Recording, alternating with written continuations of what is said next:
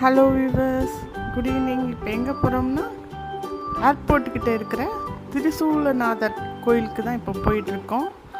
இதுதான் ஏர்போர்ட்டுக்கு போகிற வழி. இது ஏர்போர்ட்டுக்கு எதிர்க்க ஸ்ட்ரீட் போனாக்கா இந்த திரிசூலநாதர் கோயிலுக்கு நம்ம போகலாம். ஏர்போர்ட்லேருந்து 1 கிலோமீட்டர் தூரத்தில் இருக்குது இந்த கோயில்.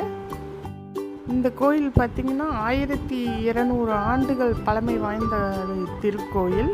இது சோழர் காலத்தில் கட்டப்பட்டது இத்திருக்கோயில். இங்கே இறைவன் பேர் பார்த்திங்கன்னா திரிசூலநாதர் பிரம்மபுரீஸ்வரர் என்றும் அழைக்கப்படுகிறார். அம்மன் பேர் திரிபுர சுந்தரி அம்மன். இந்த கோயில் மிகவும் பழமை வாய்ந்த திருக்கோயில். வாங்க உள்ளே போகலாம். பிரம்மன் இங்கே சிவனை பூஜிட்டு இருக்காரு. படைப்பு தொழில் சிறந்து விளங்கணும் அப்படின்னு இங்கே பிரம்மன் தவம் இருந்து சிவனை பூஜித்த தலம் இது. இங்கே 4 மலைகளுக்கு நடுவே இத்திருக்கோயில் அமைந்துள்ளது.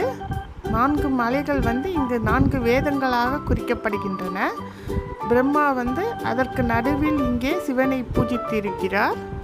இங்கே இருக்கிற லிங்கம் பார்த்திங்கன்னா பிரம்மன் பிரதிஷ்டை பண்ணது தான் இந்த லிங்கம். இங்கே இருக்கிற லிங்கம்.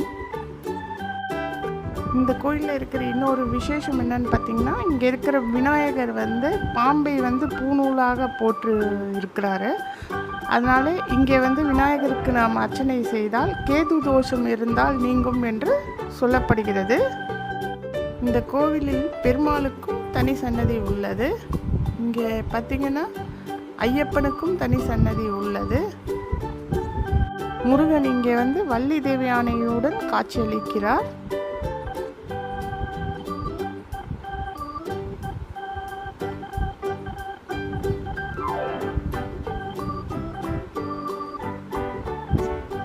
விநாயகர் பாருங்க, நாகர் சன்னதியில் இருக்கிற அரச மரத்தடியில் உள்ள விநாயகரை வணங்கினால் நல்லது. இங்கு பிரம்மாவிற்கும் தனி சன்னதி உள்ளது. பிரம்மா வணங்கிய ஈசன் ஆதலால் இங்கே பிரம்மாவிற்கும் தனி சன்னதி உள்ளது. இங்கே துர்க்கைக்கும் தனி சன்னதி உள்ளது. துர்க்கை சாந்த சுரூபியாக இங்கே காட்சி தருகிறார். தாமரை மலர் மீது அமர்ந்தபடி இங்கு துர்க்கை அம்மன் நமக்கு காட்சி தருகிறார். இந்த கோயிலின் விமானம் கஜ புஷ்ப விமானம் என்று சொல்லப்படுகிறது. ஒரு யானை படுத்து இருக்கும்போது அதன் பின்புறத்திலிருந்து பார்க்கும்போது எப்படி வளைவாக தெரியுமோ அதே போன்ற தோற்றமுடைய கற்ப கிரகம் உள்ள கோயிலை கஜ புஷ்ப விமானம் என்று சொல்வார்கள். இந்த கோவிலில் தூணில் பார்த்தீங்கன்னா சரபேஸ்வரர் இருக்காரு. அவரை வணங்கினால் நல்லது.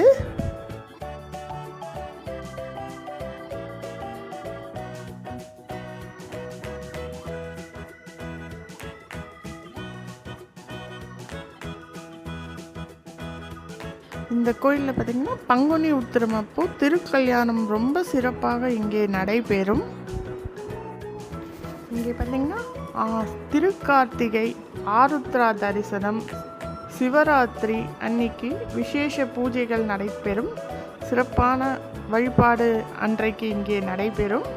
இங்கே அம்பாளுக்கும் ஆடி வெள்ளிக்கிழமைகளிலும் தை மாதத்திலும் இங்கே திரிபுர சுந்தரி அம்மனுக்கு விசேஷ பூஜைகள் நடைபெறும் இத்திருக்கோவிலில். இங்கே உள்ள ஸ்ரீனிவாச பெருமாளுக்கும் வைகுண்ட ஏகாதசி அன்று முத்து அங்கி சாத்தி வழிபாடு நடைபெறும் இத்திருக்கோவிலில். இங்குள்ள விநாயகரை நாம் வழிபட்டால் நாகதோஷம், காலசர்ப்பதோஷம் விலகிவிடும் என்பது இங்குள்ள நம்பிக்கை. நமக்கு திருமண தடை, கல்வியில் சிறக்க இங்கு விநாயகரை நாம் வழிபடலாம். இங்குள்ள துர்க்கை அம்மன் சாந்த துர்க்கையாக காட்சியளிக்கிறார். எனவே ஏதாவது இல்லற வாழ்வில் ஏதாவது பிரச்சனை இருந்தால் இங்கு உள்ள துர்க்கை அம்மனை 7 வாரங்கள் வணங்கினால் நன்மையே நடக்கும். இங்குள்ள முருகப்பெருமான் பார்த்திங்கன்னா 6 முகங்களுடன் காட்சியளிக்கிறார்.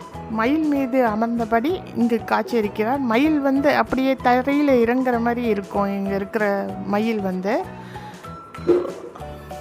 திருப்போரூரில் சூரனை வதம் செய்த பிறகு முருகப்பெருமான் மயிலில் இங்கே தங்கினதாக கூட கர்ண பரம்பரை கதை இங்கே உள்ளது.